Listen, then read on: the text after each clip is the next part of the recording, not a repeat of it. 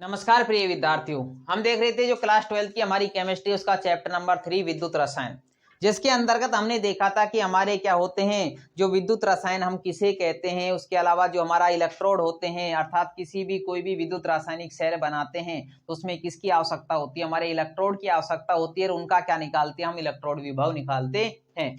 तो किसी भी जो विद्युत रासायनिक सेल होता है उसमें हम इलेक्ट्रोड का विभव निकालना हमारा क्या होता है, कठिन होता है। इसलिए हम क्या करते हैं, एक मानक हाइड्रोजन इलेक्ट्रोड अर्थात शून्य विभव वाली हमारी क्या लेते हैं, एक इलेक्ट्रोड की क्या करते हैं, कल्पना करते हैं अर्थात एक क्या बनाते हैं, हम सेल बनाते हैं। तो मानक हाइड्रोजन इलेक्ट्रोड हम किसे कहेंगे कि जो एक क्या होता है, एक तरह का ये हमारा शून्य विभव वाला इलेक्ट्रोड होता है। जो कैसे बनाया था हमने, एक पात्र लिया था अम्लीय माध्यम युक्त, क्या है, एक अम्लीय माध्यम युक्त क्या लेते हैं, जिसमें अम्लीय माध्यम अर्थात 1 मोलर हमारा क्या भरा हुआ है, HCl भरा हुआ है। इसमें क्या होता है, एक उल्टे कीप नुमा जो हमारी संरचना लटकी हुई होती है, कीप उल्टा और उल्टे कीप नुमा क्या लटकी होती है, एक संरचना लटकी हुई होती है। इस प्रकार से देखो प्रिय विद्यार्थियों, यहां से क्या इसके जो उल्टे कीपनुमा संरचना, इसके ऊपरी सिरे से हमारी क्या कराई जाती है, हाइड्रोजन गैस प्रवाहित की जाती है। किस पर, मानक ताप और दाब पर, 298 केल्विन ताप और 1 ATM दाब पर। ठीक है, मानक कंडीशन पर हम क्या ले रहे हैं, मानक हाइड्रोजन इलेक्ट्रोड ले रहे हैं। मानक का मतलब है हम जिस पर क्या हो, हमारा ताप एक 298 केल्विन हो, कमरे का ताप पर, 1 ATM दाब पर हम क्या लेते हैं, कोई भी गैस है वो इसमें क्या कर रहे हैं, प्रवाहित करते हैं। और इसके मध्य में क्या कर दिया जाता है, एक प्लेटिनम का तार और लास्ट में एक प्लेटिनम ब्लैंक की क्या लगा दी जाती है, परत वो प्लेट लगा दी जाती है। किसका है, प्लेटिनम धातु का तार है हमारा। ठीक है, अब देखो जैसे ही हाइड्रोजन गैस प्रवाहित की जाती है, हमारा क्या होगा, ये एनोड की तरह भी कार्य करता है, कैथोड की तरह भी कार्य करता है। एनोड पर ऑक्सीकरण होगा, कैथोड पर अपचयन होगा। ठीक है, अब देखें आगे, ये हमने पिछली क्लास में देख लिया था। अब क्या देखने, हम मानक हाइड्रोजन इलेक्ट्रोड का उपयोग देखना है हमको। इसका उपयोग कहाँ कहाँ किया जाता है, हम कह रहे हैं किसमें किया जाता है, किसी भी एनोड और कैथोड का अर्थात इलेक्ट्रोड का विभव ज्ञात करने में किया जाता है। तो इसका उपयोग पहला देखें हमको, जो हमने विद्युत रासायनिक सेल बनाया था उसमें हम देखें इसका उपयोग में पहला जिंक का विभव अर्थात Zn इलेक्ट्रोड का विभव के विभव का मापन, विभव का मापन। अब देखो कैसे करेंगे विभव का मापन, हम क्या कर देते हैं, जो हमारी Zn धातु है उसकी जो हमने एनोड बनाया था उस एनोड धातु का अर्थात एनोड इलेक्ट्रोड का क्या निकालना है, विभव निकालना है।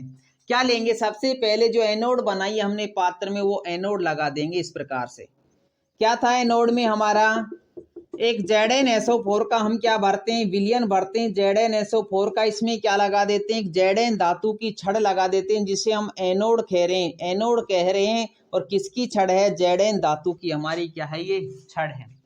इन दोनों विलयनों को लवण सेतु द्वारा जोड़ दिया जाता है। ये क्या है, हमारा लवण सेतु है। क्या है प्रिय विद्यार्थियों, लवण सेतु द्वारा इन दोनों को जोड़ दिया जाता है। अब इनको विभव मापी द्वारा जो हमारा वोल्ट मीटर है उसके द्वारा दोनों को क्या कर दिया जाता है, इस प्रकार से जोड़ दिया जाता है। अब देखो क्या होगा, एनोड पर हमारा ऑक्सीकरण होगा, इस पर जो हमारा कैथोड है उस पर क्या होगा, अपचयन होगा। तो हम देखते हैं हमको क्या ज्ञात करना है, विभव ज्ञात करना है। मान लेते हैं हमारे जो सेल है उसका टोटल विभव कितना है, हम मान रहे हैं, माना ई सेल बराबर हमारा कितना है, 0.76 वोल्ट। कितना है, सेल का विभव दे रखा है हमको 0.76 वोल्ट। निकालना किसका है, एनोड का विभव निकालना है। तो बताओ ई सेल बराबर क्या होता है, हम देखते हैं ई सेल बराबर होता है हमारा ई कैथोड माइनस ई एनोड। क्या होता है, ई कैथोड में से अर्थात कैथोड के विभव में से हम क्या कर दें, एनोड अर्थात दोनों इलेक्ट्रोडों के विभव का अंतर ही हमारा क्या कहलाता है, सेल का विभव कहलाता है। अर्थात ई कैथोड माइनस ई एनोड क्या होता है प्रिय विद्यार्थियों, दोनों इलेक्ट्रोडों के मध्य जो विभव होता है कैथोड माइनस एनोड ही क्या कहलाता है, ई सेल का विभव कहलाता है। तो हमको दे रखा है ई सेल का विभव 0.76 वोल्ट और हम कह रहे हैं ई कैथोड का हमको क्या करना है, ज्ञात करना है। किसका, वो सॉरी एनोड का हमको ज्ञात करना है। और हम क्या है, कैथोड हमने क्या लिया, एक तरह से ये हमारा कौन सा है, SHE मानक हाइड्रोजन इलेक्ट्रोड है, जिसका विभव का मान कितना होता है हमारा, 0 होता है। हम क्या लेते हैं, 0 विभव वाला मानक हाइड्रोजन इलेक्ट्रोड लेते हैं। तो 0 - ई एनोड क्या हो गया, ई एनोड तो इससे हम जो एनोड है उसका विभव निकाल सकते हैं। एनोड बराबर -0.76 वोल्ट आ गया हमारा। जो आता है सेल के विभव का जो मान है उसके जो हम किसका निकालते हैं, इलेक्ट्रोड के विभव का मान निकालते हैं, वो विपरीत चिन्ह वाला आता है।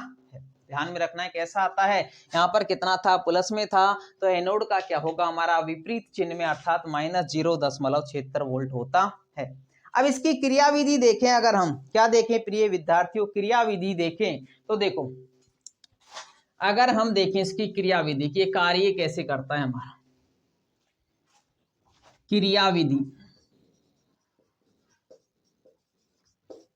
क्रियाविधि में हम देखते हैं कि एक एनोड की तरह कार्य करती है, दूसरी कैथोड की तरह कार्य करती है। एनोड पर क्या होगा हमारा, सबसे पहले देखिए हम एनोड पर क्या होगा, ऑक्सीकरण होगा। क्या होगा, ऑक्सीकरण होगा, जो हमने विद्युत रासायनिक सेल में भी देख लिया, अर्थात Zn = Zn + 2 इलेक्ट्रॉन। यहां से क्या करेंगे, 2 इलेक्ट्रॉन गमन करेंगे एनोड से, और जैसे ही गमन करेंगे हमारी विद्युत धारा का प्रवाह होगा। कैथोड पर देखें हम, किस पर देखें, कैथोड पर देखें, कैथोड पर क्या होगा, अपचयन होगा। अपचयन होगा किसका होगा, H2 गैस प्रवेश कर रही है हमारी, अपचयन में देखा था हमने क्या होगा, 2H++ 2 इलेक्ट्रॉन ग्रहण करके क्या बना लेगा, H2 बना लेगा। तो इनकी क्रियाविधि होती है, कैथोड पर क्या होता है, अपचयन होता है, एनोड पर क्या होता है हमारा, ऑक्सीकरण होता है। तो ये इनकी अर्ध सेल अभिक्रिया है, क्या होगा, अपचयन। तो ऐसे निकालेंगे हम एनोड के विभव का मापन, अर्थात Zn धातु के विभव का मापन करें।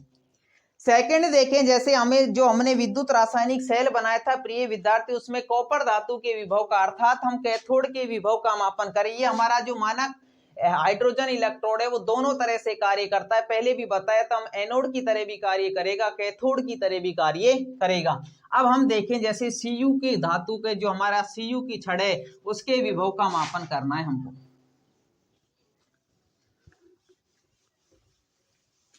देखो किसका करना है, Cu के विभव का मापन,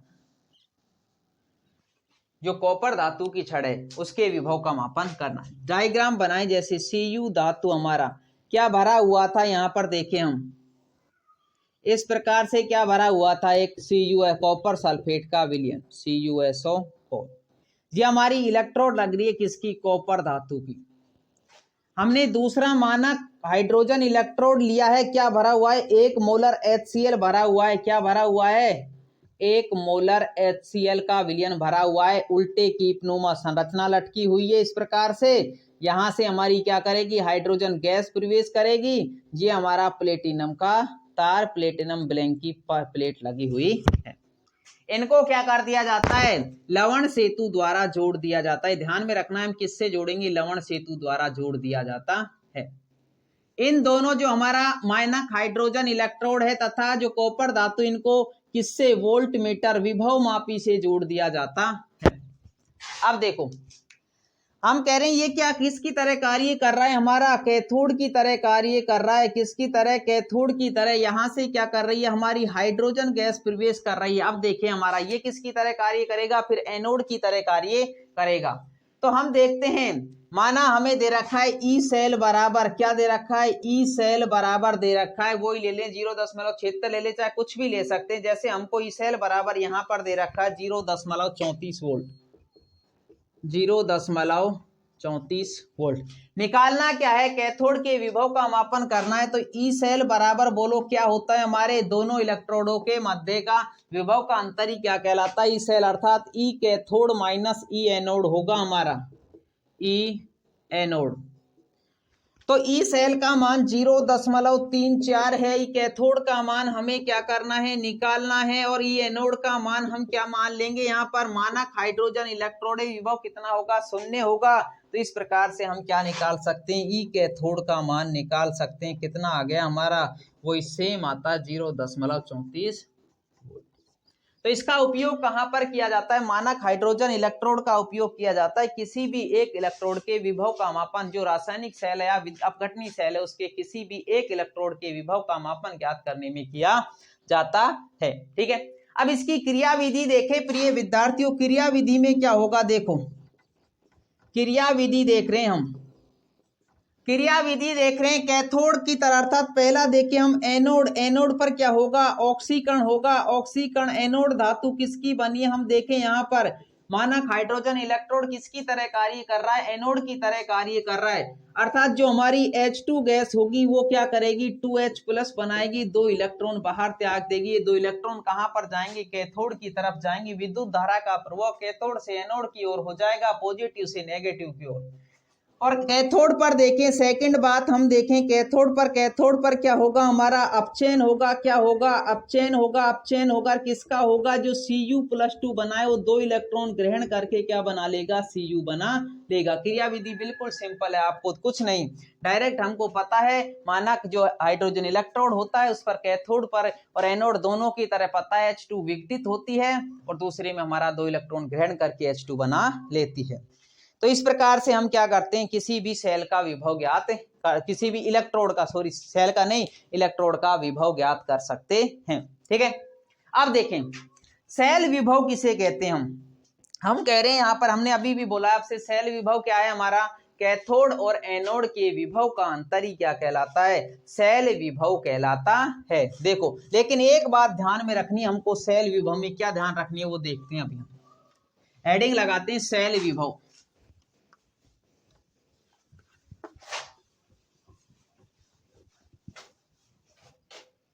नेक्स्ट है हमारा सेल विभव।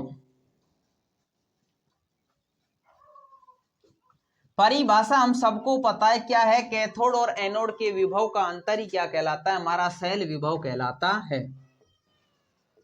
कैथोड एवं एनोड के विभव का अंतर, विभव का अंतर सेल विभव कहलाता है, सेल विभव कहलाता है, कहलाता है। तो हम क्या लिख सकते हैं इसको, देखो ई सेल बराबर लिख सकते हैं हम ई कैथोड माइनस ई एनोड, क्या लिख सकते हैं, ई कैथोड माइनस ई एनोड।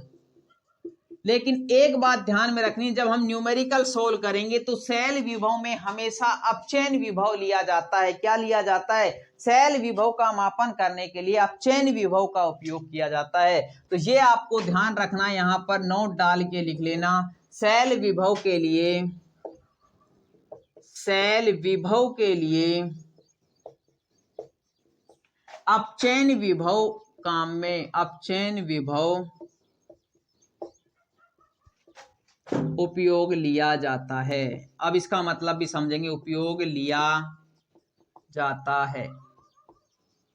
देखो प्रिय विद्यार्थी, इसका मतलब क्या है, जैसे एग्जाम्पल से समझते हैं हम, जो हमारा अपचयन होता है, अपचयन में क्या होता है, हम Cu, जैसे हमारी कॉपर धातु है, कॉपर धातु ले लें तो देखो कैसे, माना एग्जाम्पल दे रखा है हमको, एग्जाम्पल क्या है, जो हमने वैद्युत रासायनिक सेल बना लिया था, मान लो वही है हमारा क्या, Zn plus Cu+2 is equal to Zn+2 plus Cu। पढ़ा है हमने विद्युत रासायनिक सेल में, पढ़ा है या अभिक्रिया। इसके लिए हमको क्या ज्ञात करना है, समीकरण में हमें क्या दे रखा है, देखो Zn+2 ऑक्सीकरण विभव का मान दे रखा है, Zn+2 बराबर 0.76 वोल्ट, 0.76 वोल्ट। हमें अपचयन विभव का मान दे रखा है Cu+2, Cu का मान दे रखा है 0. यहाँ पर 34 वोल्ट, 0.34। अब देखो हम कह रहे हैं कि हमको क्या निकालना है, सेल विभव का मान निकालना है। क्या निकालना है, ई सेल बराबर ज्ञात करना है। ई सेल कैसे ज्ञात करेंगे प्रिय विद्यार्थियों, कैथोड और एनोड के विभव का अंतर ही क्या कहलाता है, हमारा सेल विभव कहलाता है। ये हमने देखा है, लेकिन एक पॉइंट लिखा है हमने, सेल विभव में अपचयन विभव का उपयोग किया जाता है। तो अपचयन विभव Cu+2, और Cu क्या है, हमारा अपचयन विभव है। क्या है, अपचयन विभव, अर्थात हम क्या लिखेंगे, जो हमारा ऑक्सीकरण विभव है उसको भी क्या बनाएंगे, यहाँ पर अपचयन विभव बनाएंगे। क्या बनाएंगे, अपचयन विभव बनाएंगे। अपचयन विभव का मतलब है क्या कर देंगे Zn + 2/Zn, और ये कैसे होगा हमारा, इसका चिन्ह क्या कर देते हैं हम, विपरीत कर देते हैं अपचयन विभव का मान निकालने के लिए। तो क्या हो जाएगा -0.76 वोल्ट, ये ध्यान में रखना है। अब हम सोल्व कर सकते हैं। ई सेल बराबर होता है हमारा ई कैथोड माइनस ई एनोड, और ये कैथोड का ही मान है अपचयन विभव का, किसका मान है, कैथोड का ही मान है हमारा। तो यहाँ पर देखें तो क्या हो जाएगा 0 कैथोड कितना है 0.34, और एनोड कितना है -0.76। तो ये आ जाएगा हमारा 0.34 प्लस 0.76, तो ये आता है हमारा ई सेल बराबर 1.10। ठीक है, ई सेल का मान अर्थात हमारा सेल विभव कितना है 1.10 वोल्ट का हमारा क्या है सेल है। ठीक है, तो ऐसे ही सोल्व करेंगे किसी भी एग्जांपल को। सेल विभव में निकालना हो, ध्यान रखना है अपचयन विभव का उपयोग करते हैं। अपचयन विभव का मान है Zn + 2Zn, अर्थात इसको किसकी तरह बना लेंगे, इसकी तरह Cu + 2C, और चिन्ह क्या कर देंगे विपरीत कर देंगे। ठीक है, अब हमें सेल विभव का मान ज्ञात करना कठिन होता है, क्यों, देखो अगर किसी भी सेल विभव का मान ज्ञात करना हो, पहले हमें क्या निकालना पड़ेगा, कैथोड का मान निकालना पड़ेगा, उसके पश्चात एनोड का मान निकालना पड़ेगा। तो सेल विभव का मापन करना हो तो इनमें क्या होती है, हमारी निम्न कमियां आ जाती हैं। क्या कमियां आ जाती हैं वो देखते हैं हम। सेल विभव का मापन हम देख रहे हैं, सेल विभव देख लिया, अब देखते हैं सेल विभव का मापन। सेल विभव का मापन,